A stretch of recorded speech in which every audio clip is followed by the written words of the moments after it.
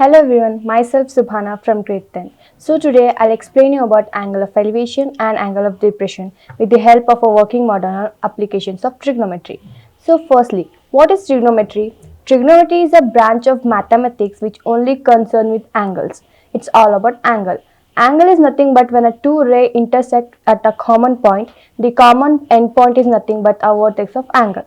So now let us come to the model. Here I have projected an clinometer.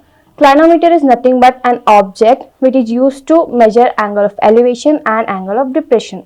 With its help, we can measure angle of elevation and angle of depression.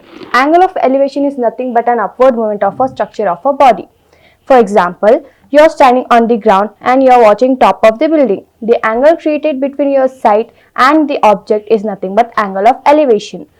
Next, angle of depression. It is just opposite to angle of elevation. Angle of depression is nothing but a downward movement of a structure of a body. For example, now you are standing on the top and you are watching an object down. The angle created there is nothing but angle of depression. So now, what is the use of this in our daily life? With the help of angle of elevation, we can find the height of the building, height of the slope with some trigonometric ratios. Trigonometric ratio is nothing but values which is used to find trigonometric functions. And even angle of depression we can use to find the direction such as north, east, west, etc. Thank you.